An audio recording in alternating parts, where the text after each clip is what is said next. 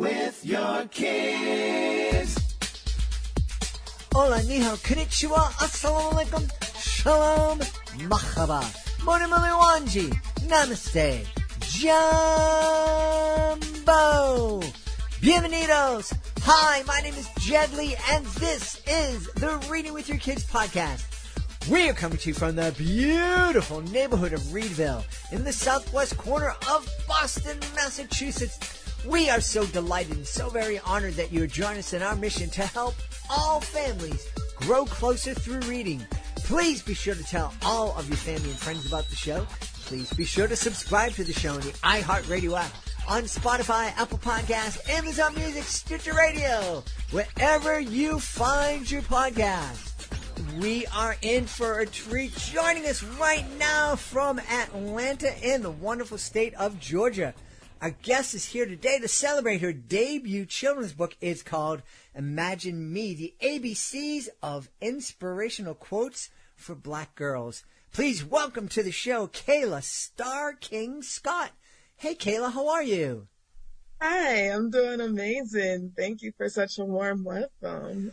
Well, I am really excited to have you here, and it's good to know in the little bit of time that you and I spoke before we started recording, it became abundantly clear to me that you're not just writing about inspiring girls and writing about others who inspire people. You are actually a pretty inspirational and positive person yourself. Oh, thank you. Yeah. So tell us all about Imagine Me, please.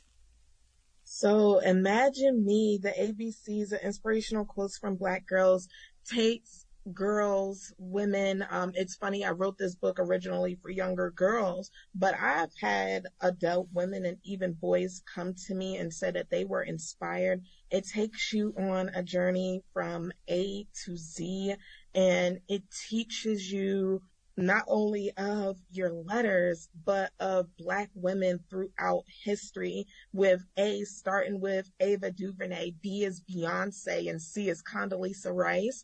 What I really wanted was for people to really see different generations of Black women.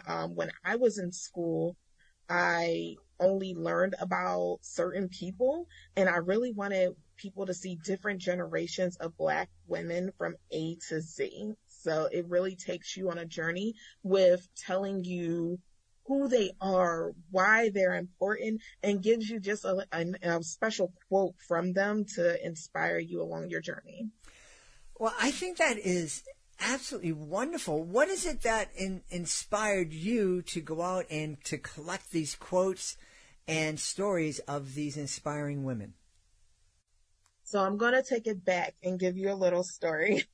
So for me growing up, so I am an African-American woman, and for me growing up, the only time I learned about my heritage was during Black History Month. So when February was coming, that was the time that I learned about Black history. And ironically, I grew up in Philadelphia, and you would think growing up in a city that is, predominantly minority Black, you would learn a little bit more. I didn't. So you learn about the same people, and I want to give credit to those people, Martin Luther King, Rosa Parks, Frederick Douglass, but I realized that we are so much more.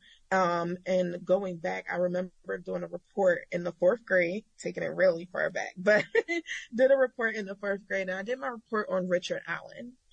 Richard Allen founded the first Black AME church in Philadelphia, and my teacher didn't have a clue who he was. And it wasn't that she didn't have a clue who she was, but she didn't necessarily go do the research about who he was, to educate herself. It was just very perplexed. And I've always been a writer, so I was questioned on my work at the time also. And it just really threw me off at the time. And that's just a story that kind of stuck with me as I gotten older, where I realized that we are just so much more, and there's so many of us in history that is really building up history, really making changes. And I really want to take a moment to inspire little Black girls to know, you know, it's popular on Instagram now, hashtag Black Girl Magic, but we've been Black Girl Magic. So that's why I really wanted to take the different generations and educate. I want to educate and I want to inspire of all these amazing women that has been throughout history. And there's so many more. I just touched on a little bit going from A to Z. Yeah. Well, I'm really excited that you are featuring women that are with us today. Mm-hmm. And that little Black girls, little white girls, boys, we can all look to and see that there are people who overcame adversity to rise up and to be successful and to make their dreams come true and to contribute to make this a much better country. Yes. Yes. Yeah. So of the authors, of the inspirational people that you found for this book, who was the most surprising? Who surprised you most as you dug into this story? Oh, wow. That's such a good question. Okay, so I'm going to go off of two people, and I'm actually going to open up the book for this. So the first person is, I actually started off being inspired by Shonda Rhimes. So for anyone that knows or doesn't know about Shonda Rhimes is a television producer, screenwriter, and author. And we know her on ABC, and we used to have TGI Thursdays, Shondaland Thursdays, Grey's Anatomy, Scandal. I'm very inspired by Shonda Rhimes. And I'm going to give you a quote by her. She said, "There are stories to be told and there are that are still untold, and characters to be portrayed that haven't been portrayed correctly. So there's still work to be done." So to be already inspired by Shonda to begin with and to hear her quote, it was just breathtaking to me because we all have a voice. We all have a story to be told. And when you're not in the room to tell your own story, sometimes it's not being told correctly. And this is why diversity and inclusion is important. This is why it's important for everybody to be in the room and to have their voice be told on every level too. So when I first started this book, I already knew that Shonda was going to be my S just because she was someone that really inspired me. So I knew from gate Shonda was going to be my S, but somebody else that really stuck out to me also as I was going through and trying to figure out who I wanted in the book, my eye is Issa Rae. So Issa Rae is an actress, a writer, a producer. She is really known for the show Insecure. And her quote is, "I found that every time I asked permission, the answer tended to be no. So I had to make my own yeses." And that stuck out to me because a lot of times we wait for somebody to tell us yes or somebody to give us permission. And if you wait for somebody to give you permission, you're going to be waiting for a long time. You know, people are either busy, they just don't see your vision. You might take a little while to find the person you might need to go to. But when you give yourself permission to say yes, that becomes important. So for me in writing my book, I couldn't wait for somebody to give me permission to put the book together. I had to do it myself. And it just so happened that once I started putting it together, the publisher comes along, the illustrator comes along, the people come along to help you, but it has to be put together first. Your idea needs to be put out in the world first. Yeah. I think that that's an incredibly important message to give to kids, especially today. If somebody had said back almost 100 years ago when I was in fourth grade that, oh, you can, and people did, you can do anything you want. You don't need a big publishing house's permission to get your book published. And technically that was true, but you also needed $30,000 or $40,000 to go out and get your book self-published. So it wasn't quite as easy and as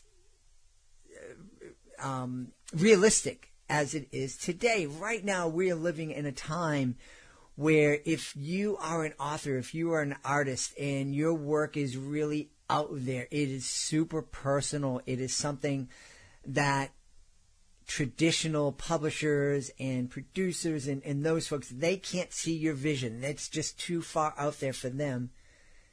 We still have a way to get that out there through social media, through podcasts, and getting your music on Spotify by self-publishing with very little upfront cost. It's an incredibly inspiring time for creatives, and it's wonderful that you're out there, because I even though we're in this time where we have these opportunities, there's still a lot of people who are sitting back and saying, who's going to tell me I can do this? Who's going to give me permission? Right. Yeah. Who was it? Were there other people personally in your life that aren't quote unquote famous that inspired you? Oh, so I actually dedicated the book to a couple different women. And yeah, we're about 5 different women. So the first person is my mom. My mom is the topmost person that inspired me, just because my mom was always pushing me forward, but she's also always big on education. So going back to that report that I did on Richard Allen, my mom was in college. She graduated right before that report happened. She had an African American history book. It was orange. I remember this book vividly. It was an orange African American history book. And my mom gave me the book and she said, all right, here you go. You go figure out who you're doing your report on. If you have trouble reading something, come ask me. We'll sound it out or whatnot. And she had me going about my way. So she was really big on my education and, forward in that sense. So my mom is really the utmost person that I dedicate this book to. There's a couple other women that I also have dedicated in this book, but then another person that I really would like people to know about. It's important to have people in your corner that's supporting you and pushing you forward. And I have a friend, her name is Latoya, and I am very honest when I admit, I'm like, sometimes this book came into fruition because I had a friend in my corner that was just like, this is important. You need to do this, like, get it done. Cause, sometimes you might feel down or you might not feel like you can do something. And, when you have somebody that's in that corner that's pushing you forward, it just gives you the motivation to like, I can do this. I really can do it. And, when you see that physical book or paper or, product or whatever it is that you feel like you can't do in your hand, it's like, oh, I could do it. It's done now. So Latoya was the one that really pushed me forward to get this book in particular done. That's super.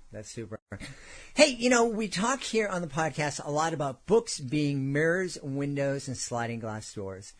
And I think anybody can sit back and see how important a mirror, the Imagine Me can be for a young black girl to sit back and see other black women who can inspire her and who have done great things. I love to also celebrate the window aspect of books, to give white girls and, as you mentioned, boys and folks who weren't necessarily the target audience for this book, but give them a chance to look in and see a different culture, a different group of people. Can you talk a little bit about why it's important for others, for kids who aren't little black girls to pick up Imagine Me and to read it?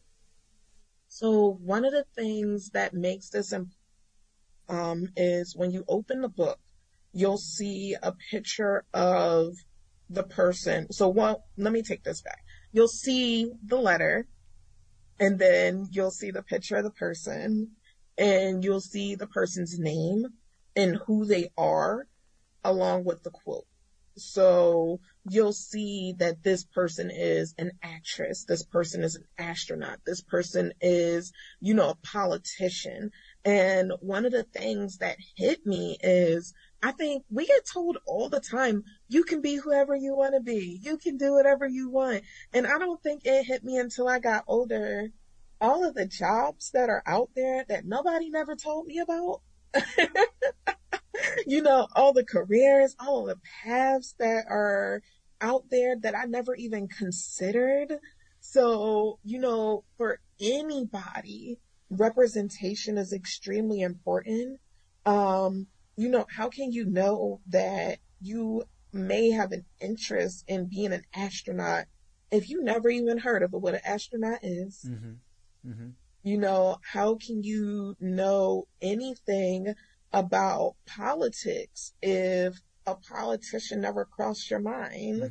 Mm-hmm. So it's extremely important to not only see these women, but know who they are and what they did, because now you have an idea of, wait a minute, I never heard of that before. Let me go look a little bit more into this. Or, I never heard of this field before. Let me go do a little bit more research. Or mommy or daddy, what is this? Have you ever heard of this before?